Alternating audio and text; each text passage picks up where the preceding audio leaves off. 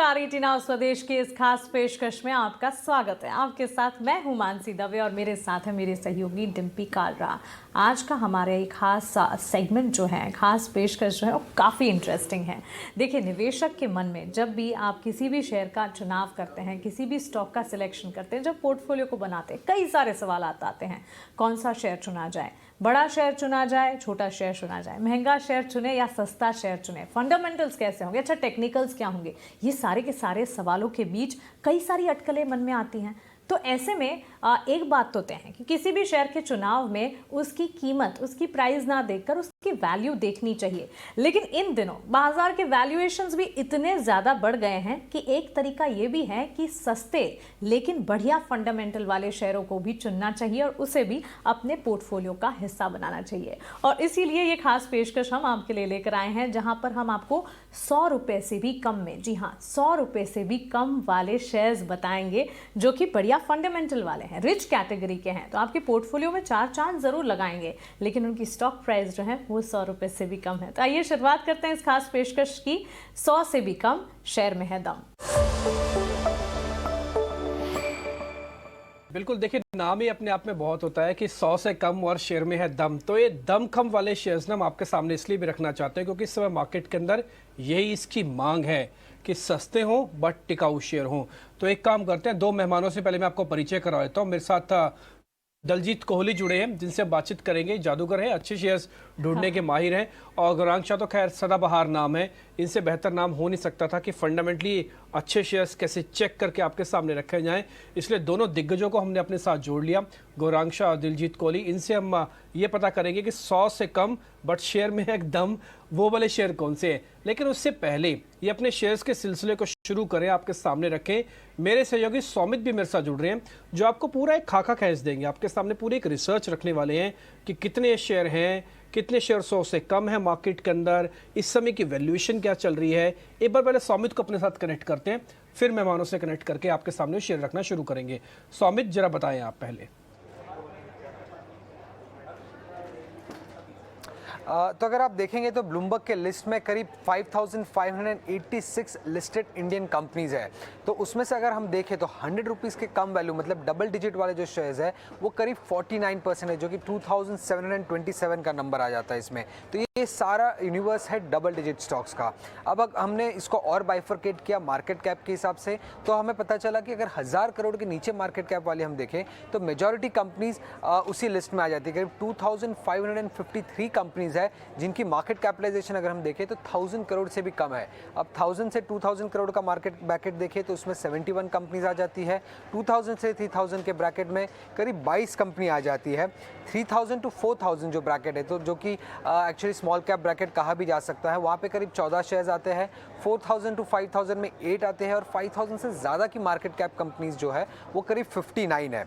अब इसमें हमने और फिल्टर लगाए और अच्छे कंपनीज जिसमें सबसे ज़्यादा एनालिस्ट रिकमेंडेशंस है और रिटर्न पोटेंशियल ज़्यादा है, ये ढूंढने के लिए तो हमने 2 फिल्टर लगाए। सबसे पहला तो ये था कि 5000 से ज़्यादा का मार्केट कैप हो, और दूसरा फिल्टर ये था कि 5 से ज़्यादा एनालिस्ट उसको कवर कर रहे हैं। तो उस फिल्टर से हमें ये पता चला है कि जोमेटो में सबसे ज़्यादा एक्सपेक्टेड रिटर्न पोटेंशियल है अगले 12 मंथ में, करीब 54% का रिटर्न पोटेंशियल एक्सपेक्टेड है एनालिस्ट को। उसके बाद आ जाता है लेमन ट्री, जिसमें करीब 37% का रिटर्न पोटेंशियल है। देन है CSE, NHPC और मदरसन सुमी वायरिंग। अब इन तीनों कंपनीज में जो रिटर्न पोटेंशियल है अगले 12 महीने के लिए वो करीब 24 से 33% का है।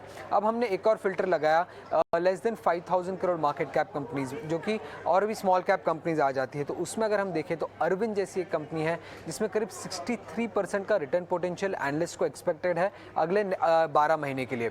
अशोका बिल्डकॉन जिसमें करीब 46% का रिटर्न पोटेंशियल है, और फिर आ जाता है गेटवे डिस्ट्रिक्ट पार्क जिसमें करीब 39% का रिटर्न पोटेंशियल है। उसके अलावा अगर हम देखें तो स्पाइस जेट और गुजरात पीपावाव जैसे स्टॉक भी आ जाते हैं जिसमें करीब 20 से 26% का रिटर्न पोटेंशियल एक्सपेक्टेड है एनालिस्ट को अगले 12 महीने के लिए। तो ये आपका पूरा एक समरी हो जाता है डबल डिजिट स्टॉक्स के बारे में। ठीक है सौमित, बहुत बहुत शुक्रिया, थैंक यू वेरी मच ये पूरी रिसर्च हमको बताने के लिए कि हाँ कितने शेयर इस समय इस यूनिवर्स के अंदर हैं, 100 से कम कौन से शेयर हैं, उसमें इस समय की वैल्यूएशन क्या कह रही है और ज़्यादातर के रिटर्न्स किस तरह से रहे हैं। बहुत बहुत शुक्रिया सौमित ये पूरी जानकारी देने के लिए। दलजीत सर से शुरू करते हैं। दलजीत सर, एक बार जरा आप मेरे को बताइए, आपने कौन से शेयर्स का चुनाव किया है जिसमें आपको लगता है बहुत दमखम है लेकिन है 100 से कम? हमने एक पहला शेयर जो चुना है वो है श्री रेणुका शुगर। हालांकि ये स्टॉक पिछले कुछ समय में पहले तो 10-15 रुपए का होता था, एक 6 महीने साल भर पहले। अभी तो हो गया 50-60 रुपए का। तो लेकिन हमें लगता है कि इसमें अभी भी काफी दम है। तो कारण क्या है, कहाँ से दम आएगा, वो इम्पोर्टेंट ये है कि ये जो श्री रेणुका शुगर स्टॉक है, अभी आज की डेट में इंडिया की सबसे बड़ी शुगर प्रोड्यूसिंग कंपनी है और आने वाले अगले 1 साल में सबसे बड़ी डिस्टिलरी कैपेसिटी, इथेनॉल बनाने की सबसे बड़ी कंपनी बन जाएगी जब इनका 1400 किलोलीटर पर डे का एक्सपेंशन पूरा हो जाएगा। आज की डेट में 770 के एलपीडी का प्लांट है, तो वो जो बलरामपुर चीनी से थोड़ा कम है।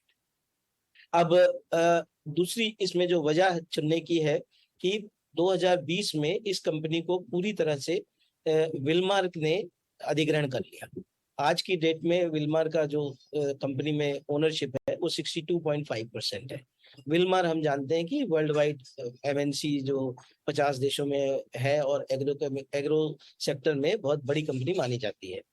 तो अब उनका फाइनेंशियल सपोर्ट इस कंपनी को मिलेगा। अब समझते हैं कि इसका स्टॉक का प्रॉब्लम क्या हुआ था।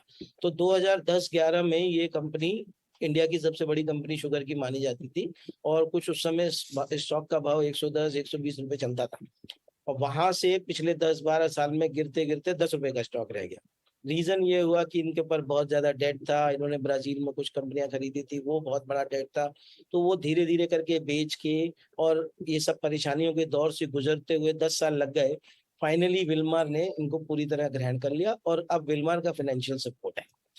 दूसरी चीज, ये कंपनी ने शुगर बिजनेस को भी एक तरीके का ब्रांडेड बिजनेस बनाने की कोशिश की। तो इनका एक आपने देखा होगा मधुर ब्रांड के नाम से इनकी शुगर आती है और उसका कुछ पिछले 3-4 साल में CAGR रिटर्न 25% सेल्स का है।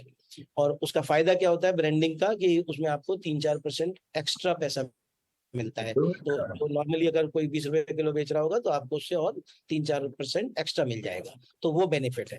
अब हमने चुना इसलिए है कि एक तो विलमर आ गया, दूसरा आपके पास शुगर की कैपेसिटी है, तीसरा अब आपका जो इथेनॉल का जो प्लांट है वो आपको सिक्लिकलिटी को काफी खत्म करेगा, जिससे क्या फायदा होगा कि आपका जो ये सीजनैलिटी है बिजनेस की, और हम जानते हैं कि भारत सरकार इस समय इथेनॉल ब्लेंडिंग पे कितना ज्यादा जोर दे रही है। इनफैक्ट श्री रेणुका के मैनेजमेंट का तो कहना है कि अब हमें शुगर कंपनी नहीं मानना चाहिए, एनर्जी कंपनी मानना चाहिए। तो इस तरीके का जो बदलाव आ रहा है उससे लगता है कि कंपनी जो है, और अगर हम फाइनेंशियल्स की बात करें तो जो 2019 में करीब 2000 करोड़ का लॉस था वो 2022 में केवल 136 करोड़ का लॉस रह गया। अभी ट्रेलिंग 12 मंथ में कुछ 50-60 करोड़ का लॉस है। तो हमारा मानना है कि बहुत जल्द ये कंपनी वापस प्रॉफिट में भी आ जाएगी और जिस तरीके से ये इथेनॉल का फायदा मिलता शुरू होगा अगले 1-2 साल में, तो ये कंपनी काफी बड़ा बिजनेस वापस कर सकती है। शुगर के लिए परहेज रखा जाने के लिए बोला जाता है कि आप शुगर ना खाएं, लेकिन हाँ, पोर्टफोलियो में शुगर कंपनी को रखने में कोई परहेज नहीं रखना चाहिए, खुल के रखना चाहिए। और ये बात बिल्कुल दलजीत जी बिल्कुल ठीक कह रहे हैं कि अब इनको शुगर कंपनी ना बोला जाए बल्कि एनर्जी कंपनी बोला जाए। ये बात उन्होंने हमारी चैनल पे आके कही थी, मिस्टर चतुर्वेदी थे। और एक बात बिल्कुल ठीक है कि एथेनॉल को लेकर, शुगर को लेकर इस समय जो मोमेंटम बना है वो बहुत ज़ोर का है और इनको आप री रेट 2 गुना 3 गुना से ना कीजिए, हो सकता है कई गुना तक ये कंपनी आपको बढ़ती हुई दिख जाए। खैर आगे बढ़ते हैं। दलजीत सर, आप एक शेयर मेरे को और ऐसा बताइए जो 100 से कम है लेकिन बहुत दमदार है। जी, तो इंजीनियर्स इंडिया हमने चूज किया है दूसरा स्टॉक। तो ये अगेन पिछले हम देखें तो 8-10 साल में काफी परेशानी के सबब से गुजरा है और स्टॉक जो है परफॉर्मेंस भी बहुत खराब रही। रीजन ये रहा कि हम जानते हैं पिछले 5-6 साल से एक ESG का चलन बहुत चला कि दुनिया भर में ये बात चली कि साहब आपको जो है इन्वेस्ट नहीं करना है, जिसमें कार्बन का कंटेंट ज्यादा हो वहां पर इन्वेस्ट नहीं करना है, रिन्यूएबल पे जाओ। और ये सब चीजों का मिला जुला असर ये हुआ कि बहुत कम लोगों ने इन्वेस्टमेंट इस क्षेत्र में किया।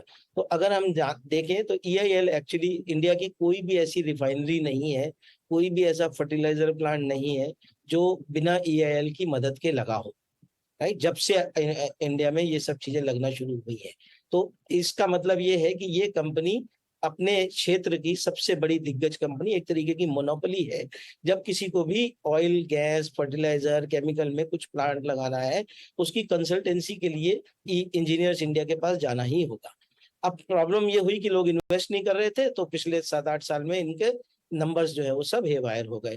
कंपनी के पास फाइनेंशियल प्रॉब्लम नहीं है, सरकारी कंपनी है, 1200 करोड़ का कैश भी पड़ा हुआ है, और लेकिन जो रेवेन्यू है वो जहां 2012-14 में था, वही रेवेन्यू आज की डेट में भी 2020-21 में भी रहा। तो जब 10 साल तक नंबर्स नहीं आएंगे तो ऑब्वियस है कि स्टॉक में पिटाई हो जाएगी, और प्रॉफिट तो आधा ही हो गया जब आपके टॉप लाइन नहीं बढ़ रही है और आपका मार्जिन जो है वो एक्सपेंसेस तो बढ़ते ही जाएंगे। तो प्रॉफिट जो 800 करोड़ के करीब था वो एक्चुअली तो लॉस में आ गया था, अभी पिछले 2 साल से बढ़ते बढ़ते 400 करोड़ पे आया है।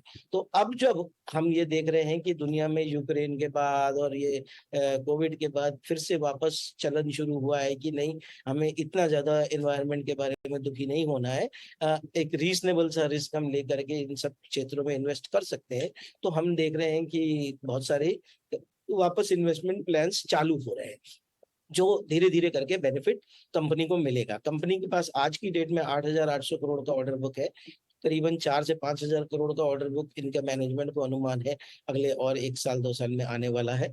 तो उससे जो है इनको उसका मदद मिलेगी, और हमें लगता है कि जैसे जैसे ऑर्डर फ्लो आएंगे। अब दूसरी बात ये कि क्योंकि जब टॉप लाइन आपकी फिक्स हो गई, वो चली नहीं, और मार्जिन आपके कैसे खत्म हुए कि कंसल्टेंसी बिजनेस में इनको जो 30-35% मार्जिन था वो घट करके केवल मात्र 14% रह गया, और टर्न की प्रोजेक्ट्स तो आ ही नहीं रहे, तो उसमें जो है रेवेन्यू बढ़ ही नहीं रहा था। तो अब ये दोनों चीजों में जो वापस हमारा अनुमान है कि अगले 2 साल में ये सब वापस जब अपने पुराने नंबर्स पे भी अगर रिवर्ट कर जाते हैं, तो भी यहाँ से बहुत बड़ा अपसाइड आ सकता है। और अभी तो स्टॉक शुरू ही हुआ है, तो हमें लगता है कि यहाँ पर हमें देखना चाहिए इंजीनियर्स इंडिया में एक अच्छा पोटेंशियल हो सकता है। बिल्कुल, तो चलिए दलजीत जी की तरफ से दूसरा शेयर इस कड़ी में है इंजीनियर्स इंडिया लिमिटेड। जी हाँ, ये शेयर भी 100 रुपए से कम की कैटेगरी में है, लेकिन अगर आप देखें जिस तरह अभी दलजीत जी हमें बता रहे थे, इसके रैशनल्स, इसके फंडामेंटल्स काफ़ी पॉजिटिव हैं। एक तो मोनोपोली है, कंसल्टेंसी, कहीं भी ऑयल, गैस या फर्टिलाइजर के प्लांट सेटअप करने हैं तो इंजीनियर्स इंडिया की एक मोनोपोली है जो कि ये कंपनी एंजॉय करती है। इसके अलावा इनकी ऑर्डर बुक की स्थिति इतनी दुरुस्त है और आने वाले सालों में भी कंपनी के ऑर्डर बुक परफॉर्मेंस, या कह सकते हैं कि इनकी गोल्स जो हैं वो काफ़ी ज़्यादा स्ट्रॉन्ग है। इंजीनियर्स इंडिया लिमिटेड के लिए ही काफ़ी ज़्यादा पॉजिटिव होगा एज अ कंसल्टेंसी जब ग्रीन हाइड्रोजन एक सच्चाई बनता हुआ दिखेगा, और ग्रीन हाइड्रोजन एक सच्चाई बन भी चुका है, क्योंकि ताज़ा हमने देखा है कि कैबिनेट की बैठक में ग्रीन हाइड्रोजन पॉलिसी जो है उसे मंजूरी मिलती हुई दिख चुकी है। और आपको बता दें कि भारत की निर्भरता जो है एनर्जी को लेकर जितनी भी एक्सपोर्ट्स पर है उस पर ध्यान दिया जाएगा। इंपोर्ट को कम करना, एक्सपोर्ट को बढ़ाना, और इसी के चलते जब ग्रीन हाइड्रोजन एक सच्चाई बनेगा तो वो काफ़ी ज़्यादा इंपॉर्टेंट और काफ़ी ज़्यादा ज़रूरी होगा भारत के लिए और भारत की ग्रोथ के लिए भी। तो चलिए इसी के साथ आगे बढ़ते हो, हमारे साथ गौरांग जी भी जुड़ गए हैं। गौरांग जी, स्वागत है आपका 18 हाउस स्वदेश पर अपना समय देने के लिए आपका शुक्रिया। सबसे पहला सवाल तो यही है कि हमारे माध्यम से आप हमारे व्यूवर्स को समझाएं। काफ़ी बार ऐसा होता है कि शेयर का चुनाव जब हम करने जाते हैं, शेयर का चुनाव करने में एक छोटा सा शेयर है, कह सकते सस्ता शेयर खरीद लिया जाता है और फिर वो एक गलत फैसला साबित होता है, लोग अपने हाथ जला लेते हैं। तो किस तरह की चीज़ें ध्यान में रखनी चाहिए, क्या सावधानी बरतनी चाहिए, और किस तरह से किसी भी गलत फैसले से बचना चाहिए आपके हिसाब से? बहुत बहुत धन्यवाद मानसी आपका, और इस शो पर आमंत्रित करने के लिए आपका बहुत बहुत धन्यवाद। तो छोटे निवेशक हमेशा यही गलती कर जाते हैं कि पहले तो वो आकर्षित हो जाता है single digit double digit stock को देख करके, और बिना कुछ सूझबूझ समझ के निवेश कर देते हैं, ये उम्मीद करके उनका निवेश यहाँ से 1 गुना 2 गुना 3 हो जाएगा। लेकिन जब आपने अभ्यास नहीं किया है और पढ़ाई नहीं की है और बिना सोचे समझे निवेश किया है, तो इसका परिणाम काफी बार ये आता है कि आपका जो निवेश है वो भी आधा हो जाता है, और ये इतिहास में आपको दिखेगा मानसी ऐसे होते हुए। और छोटे निवेशक ही इसमें पहल कर देते हैं और फिर मुंह के बल गिर जाते हैं। तो ऐसा नहीं है कि आपने किसी भी सिंगल डिजिट या डबल डिजिट स्टॉक में निवेश किया और आपका पैसा वहां से 2 गुना 3 गुना हो गया। हाँ, लेकिन ऐसे स्टॉक्स में निवेश करने का भी जोखिम बहुत ही ऊपर की तरफ होता है, जहां पर जिसे हम कहते हैं हाई रिस्क हाई रिटर्न। तो ऐसा नहीं है कि ऐसी कोई कहानी नहीं है जहां पर निवेश आगे जा करके सुधरे नहीं। बहुत सारे स्टॉक्स लिस्टेड है हमारे स्टॉक एक्सचेंज में जो कि सिंगल डबल डिजिट के स्टॉक हैं, लेकिन उतनी ही ताकत रखते हैं जहां पर एक टर्न अराउंड जिसे हम कहते हैं उसको देख करके और समय को देख करके और मैनेजमेंट की काबिलियत को देख करके। तो ऐसा नहीं है कि आप किसी भी सिंगल डबल डिजिट में निवेश करेंगे तो आपका पैसा बनेगा। अगर आप निवेश का मन बना लेते हैं तो मैग्नीफाइंग ग्लास नहीं, आपको माइक्रोस्कोप की जरूरत पड़ेगी। और निवेश करने से पहले कंपनी के बारे में अगर थोड़ी बहुत जानकारी ले लेते हैं, अभ्यास कर लेते हैं, तो ये इतना ही आपके लिए उचित होता है। इसी विचारधारा के आधार पर हमने दो विकल्प चुने हैं अलग अलग क्षेत्र से। तो पहला जो विकल्प है वो है निर्माण क्षेत्र से, यानी कि कंस्ट्रक्शन सेक्टर से, और नाम है एनसीसी लिमिटेड। ये कंपनी ज्यादातर आंध्र प्रदेश, तेलंगाना में कामकाज करती हुई नजर आती है, लेकिन जिस तरीके से इन्होंने धीरे धीरे करके अपने मौजूदगी चारों तरफ फैलाई है और काफी बड़ा काम ये अलग अलग राज्यों में कर रही है। जिस तरह की ऑर्डर बुक है इनके पास, वहां पर भी अगर आप देखने जाए तो काफी मौका है इनके पास अपने नतीजों को सुधारने के लिए। ऑर्डर बुक जो एग्जीक्यूट करेगी उसके आधार पर न तो सिर्फ इनके आमदनी पर एक सकारात्मक सा असर पड़ेगा, लेकिन जो मुनाफा है उसमें भी एक बेहतरीन मुनाफा होने की, बेहतरीन आंकड़ा होने की पूरी पूरी उम्मीद है। तो कंस्ट्रक्शन एक क्षेत्र है, लेकिन उसमें अलग अलग सेगमेंट होते हैं और ये सभी तरह के सेगमेंट में अंडर द कंस्ट्रक्शन अम्ब्रेला में कामकाज करती हैं। मैंने पिछले हफ्ते इनकी टिप्पणियां भी सुनी थी मैनेजमेंट की, और जो टिप्पणियां इन्होंने की थी आने वाले समय में न तो सिर्फ राज्य सरकार की तरफ से लेकिन केंद्र सरकार की तरफ से जो मौके आएंगे उसको ध्यान में रखते हुए हमें लगता है कि एक अगर आपको थोड़ा बहुत लंबी अवधि का आपके पास समय सीमा है, तो मेरे ख्याल से एनसीसी लिमिटेड जिस स्तर पर कामकाज कर रहा है वहां से आप निवेश करना शुरू कीजिए। यानी कि कहने का मतलब यह है कि पूरी ताकत लगा करके एक ही समय पर पैसा निवेश करने की जरूरत नहीं है, लेकिन शुरुआत कीजिए 20%, 30%, 40% जो भी आपको पूंजी निवेश करनी है उससे थोड़ा थोड़ा शुरुआत कीजिए और गिरावट पर और जोड़े, क्योंकि बाजार भी एक अनिश्चितता का दौर चल रहा है। आपको बाजार मौका देगा गिरते हुए बाजार में निवेश करने के लिए, तो धीरे धीरे करके आप अपना निवेश बढ़ाएं। तो मेरा पहला विकल्प होगा कंस्ट्रक्शन क्षेत्र से एनसीसी लिमिटेड। एब्सोल्युटली। तो नागार्जुना कंस्ट्रक्शन कंपनी यहाँ पर गौरांग जी की पसंद, और क्यों ना हो यहाँ पर अगर आप देखें इंफ्रा, बिल्डिंग, सिविल कंस्ट्रक्शन एक ऐसा स्पेस है जहाँ पर काफ़ी अच्छा एक्शन देखने को मिला भी है। और इसी कड़ी में जहाँ एनसीसी की बात होती है, एनसीसी की ऑर्डर बुक इतनी ज़्यादा दुरुस्त है। अगर आप देखेंगे टोटल ऑर्डर बुक का स्टेटस 40,000 करोड़ से भी ऊपर है, और आने वाले दिनों में भी लगातार हमने देखा है कि कई सारे ऑर्डर विन की खबरों के चलते एनसीसी का स्टॉक जो है वो लगातार फोकस में रहता है। पॉजिटिव न्यूज़ फ्लोज तो रहते ही हैं, और स्टॉक की अगर बात करें कई सारे दिग्गज निवेशकों का भी भरोसा लगातार स्टॉक में कायम रहता है। आने वाले हम कह सकते हैं कि बजट से भी इस शेयर को या इस पूरे स्पेस को काफ़ी हद तक एक सपोर्ट मिलने की पूरी गुंजाइश है। डेट रिडक्शन प्लान्स भी काफ़ी मजबूत है कंपनी के, तो हर लिहाज से फंडामेंटली स्टॉक काफ़ी ज़्यादा मजबूत नजर आ रहा है। गौरांग जी आप बताएं, इसी कड़ी में दूसरा जेम स्टॉक आपकी तरफ से कौन सा होगा?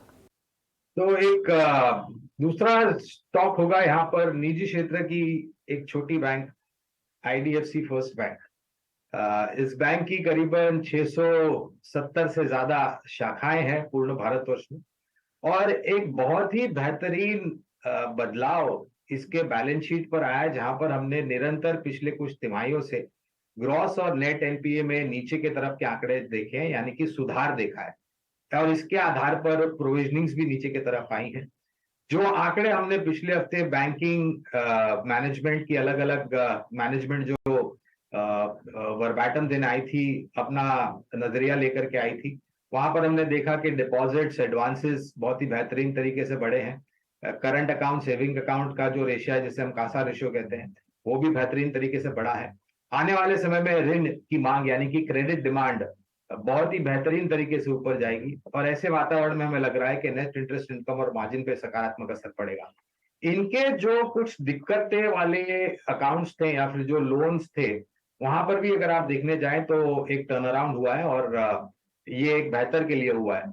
और जो कारोबार को लेकर के आने वाले भविष्य में मैनेजमेंट ने टिप्पणियां की है दूसरी तिमाही के नतीजे जो आए थे तब, तो उसके आधार पर हमें लग रहा है कि एक अच्छा मौका है आईडीएफसी फर्स्ट बैंक। और हमारा ये भी मानना है जियोजित में कि न तो सिर्फ ये तीसरी तिमाही में इस वित्तीय वर्ष के, लेकिन चौथी तिमाही में और आने वाले वित्तीय वर्ष में बैंकिंग और एनबीएफसी सेक्टर मेरे ख्याल से काफी स्पॉटलाइट में रहेगा। और यहाँ पर से हमें उम्मीद है कि आने वाले समय में एक बेहतरीन तरीके से आंकड़े आएंगे, खास करके ऐसी छोटी बैंकों में जिसमें एक बहुत बड़ा परिवर्तन हो रहा है, और उसके आधार पर आपके शेयर के दाम में भी सुधार होता हुआ नजर आएगा। तो ये इंटरेस्टिंग पॉइंट आपने गौरांग सर रखा सामने कि आईडीएफसी फर्स्ट बैंक को मेरे को अच्छे से याद भी, आप एक दो बार पहले भी इसके बारे में बता चुके हैं और बहुत विस्तार से आपने बताया और उसका शेयर अच्छा चला भी है।